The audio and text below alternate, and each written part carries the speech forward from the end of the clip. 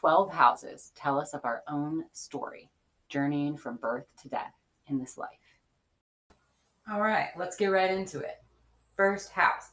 So the first house in the natal chart actually it just kind of describes like the moment of birth, like when we come into this life, we're little babies, and here we are, this moment of like sheer existence. So when a baby is first born, it's not really aware of its distinction from the mother. It's not really aware of like its fingers and toes. Like it still has to discover like how to move its body, and like there's basically nothing that it knows about the self, but it just is, right?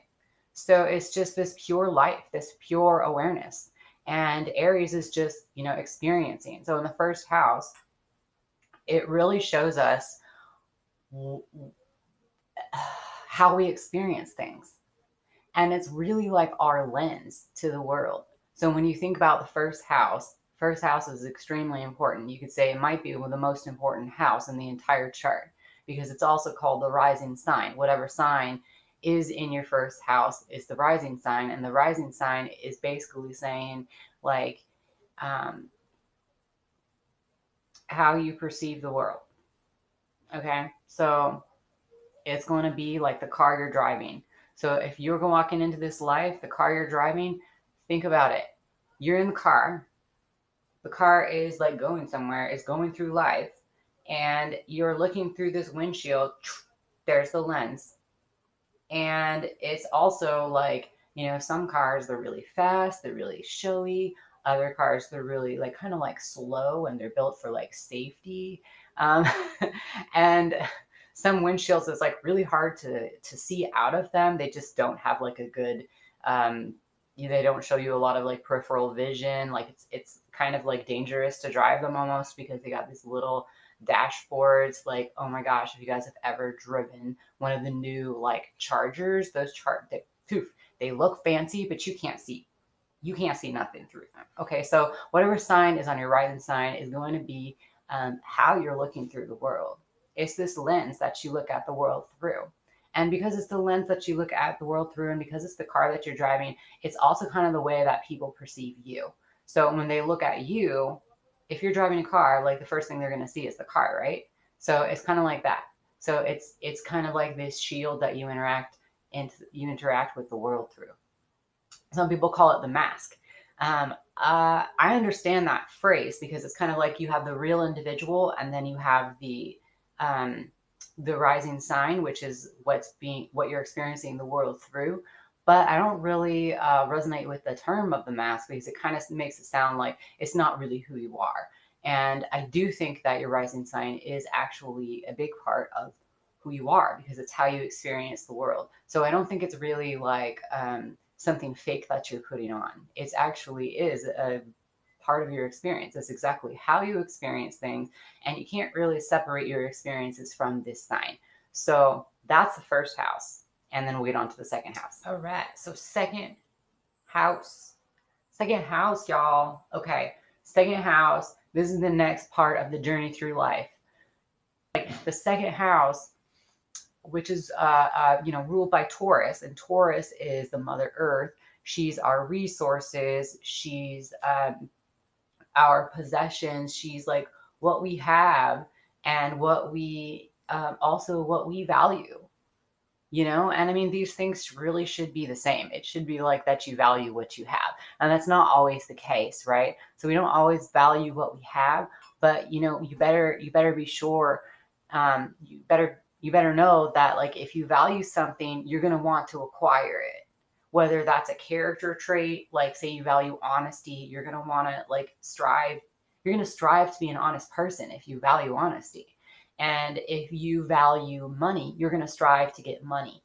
So you're going to try and make it your resource. And also, sometimes, there's resources that you're born with. Like maybe you don't even like value them until like you learn to value them, until somebody else notices them.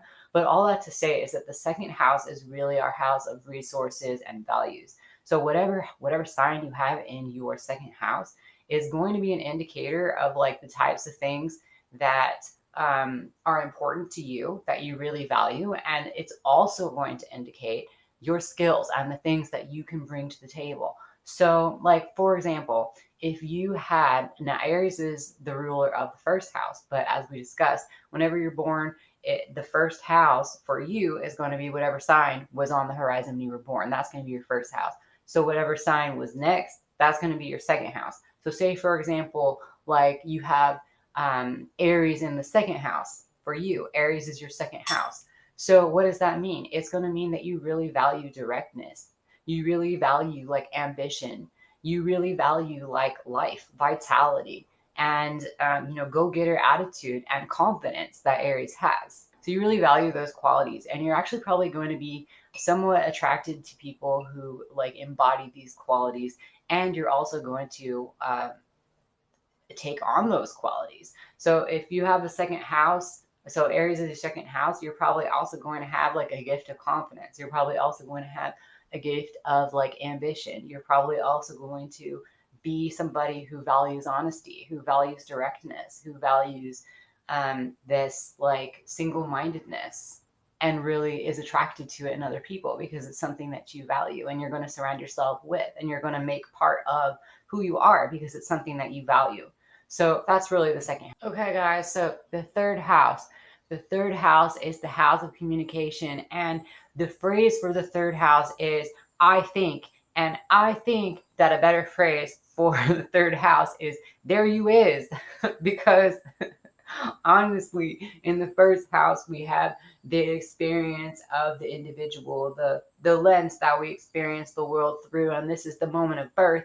In the second house, we see what the values and the resources are, and what basically that child, each of us, understand where we end and somebody else begins. And once we realize where we end, what we have, and where somebody else begins, what they have, then there's this interaction, then there's this communication. Okay, and that's the third house. The third house is all about communication. When you look at the third house, you're really able to see this person, how they communicate in their communication style.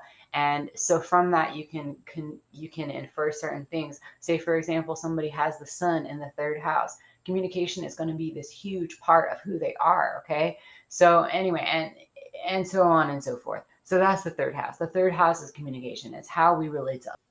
Okay, fourth house. Let's do this. Fourth house is the first time that the individual sits back and really like thinks about their experiences. So the fourth house is ruled by Cancer. And the phrase is I feel. But I also think that a good phrase for the fourth house is actually like me in here, because it's the first time that we really reflect on our experiences and the first time that we react. It really represents how we're reacting to things. It's this carnal, emotional response to our experiences. We have an experience. We're born. We figure out that we have resources. We figure out that we're separate from other people. And then we start to interact with people. And in the fourth house, we start to really feel that. We start to really reflect on it. We start to really emotionally process it, and there's this reaction, and it's not a refined reflection of the intellect. We'll get into that later, but it's raw, it's emotional, it's instinctual. When you think about an emotional reaction, why does it have a bad reputation? The only reason it has a bad reputation is because people associate an emotional reaction with like being void of like thought and reason. It's just the instinct. It's just the feelings. And so with Cancer, we see our feelings. We understand like this house rules the way that your inner life is. So that's your inner feelings, but it can also be the root of where you're from, because anywhere that you go, you're coming from what's inside of you. So that's how this house has to do with the family. It has to do with the first family. Some people say it has to do with the mother. Other people say it has to do with the father. And what they're getting at really is that this house has to do with where we're coming from. And where we're coming from is somewhere deep inside. It's the inside self. It's the instinctual self, and it's the emotion. Okay, fifth house. The phrase for the fifth house is I will. And it's the individual will. Okay. So it's basically the ego. In the fifth house, we see the individual finally forming a separate identity from the rest of the world and doing so in an expressive way. They're expressing not just that they exist, first house, not just their needs, second house, not just their interaction with other people, and not just how they feel about it, but now they're saying, I have my own I have my own will. I have my own self. And the ego always asks, who am I? And that's what the fifth house is about. And how do we discover who we really are? We discover who we are by play. We try on this mask, we try on that mask. And we also want to be like special. We want to be like in the spotlight, and maybe we don't want other people to like give us that spotlight, and maybe that's too scary, but we are in the spotlight of our own life to ourselves. We are the main character of our life, and that is what the fifth house is all about. So the fifth house is about the self, it's about playfulness. Some people say that it's the sign that rules like your dating life. Some people say that it's the house that rules your children. And the reason why they say it's a house that rules your children is because it's a house of creativity. So this house is very, very, very, very expressive. Okay. Like think of theatrics, think of being on stage, being front and center. You are front and center of your own life, and you are acting it out, and you are figuring it all out by playing. Okay. So it's creative. You got to be creative to figure out who you are. You got to try on different hats before you figure out which hat that you want to be, which hat that you think is actually you. And that's what the fifth house is all about. So it's about self-discovery, and it's about self-expression, and it's about our ego, and it's about our creativity. So that's our fifth house.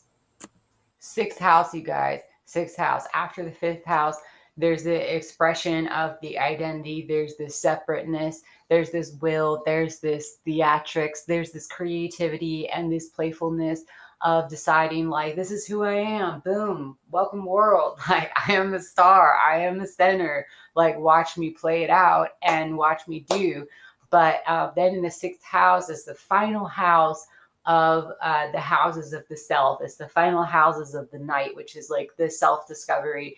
And in the sixth house, we really start to question ourselves. We really start to ask ourselves of who we express to be in the fifth house. The fifth house says, here I am, this is who I am. And the sixth house says, really, are you sure? Like, I think the sixth house is really set on analyzing it, because this identity that we've created, this ego, it's this false sense of the identity. And Virgo is very like critical of that. Like, we come in with the sixth house, and the sixth house is kind of questioning, like, it's kind of questioning the ego. It's kind of questioning if you really are like who you're claiming to be. And there's this like, imposter syndrome, and this sixth house energy. Virgo is wonderful energy of the mind body connection, and it's this energy that's really between the mind and the body. And with the sixth house, the way that it manifests is like in the archetype of the hermit. So in the fifth house, we're out there, we're center stage, we're expressing who we are, and then there's our sixth house self going, I don't know. Like, I'm not really sold. I'm not really sure. Like, let's think about this. And what do they do to think about it? They don't want to be in the spotlight anymore.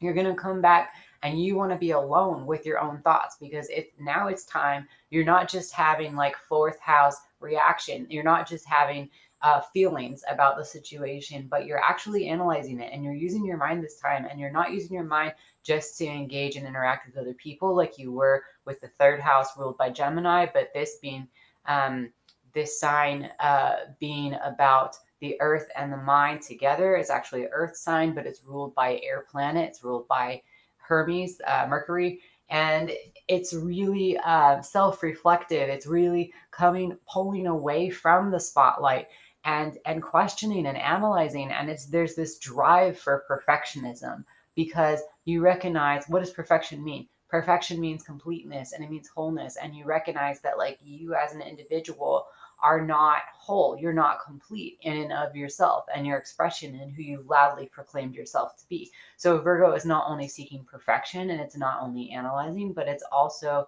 looking for a deeper meaning, and it's recognizing that it's not good enough on its own. It's not just enough to be the self-expression of the fifth house ruled by Leo, the sun. It's not just enough to be all by yourself.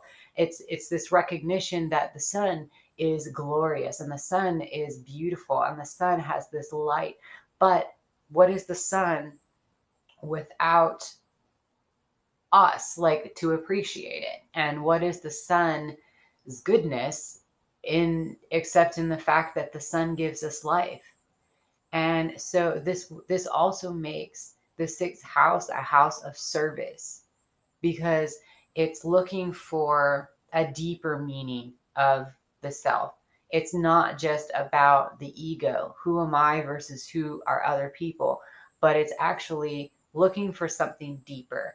And the first thing that we turn to when we're looking for something deeper is recognizing what value we bring to other people. And the value that we often bring to other people is in our service. So this sixth house is really rules like jobs. It really rules like, like our pets, because like we're taking care of them. It's kind of like this nurturing sign.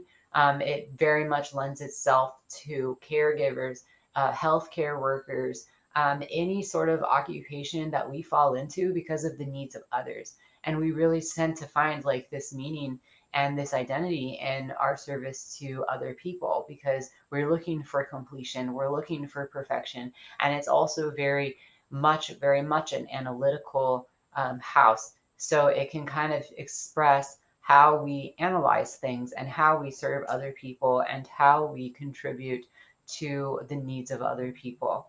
So that would be the sixth house. And I would also like to add that with the Virgo being the ruler of the sixth house and being about the mind-body connection, that this also has something to do with our health. It has something to do with our relationship, not just to other people, but our relationship to our bodies. Okay, friends, and that wraps up the first six houses, the personal houses of the natal chart, the houses of the night sky, the houses that are below the horizon when the natal is born. And I look forward to talking to you about the six houses above the horizon, the day sky, in the next video.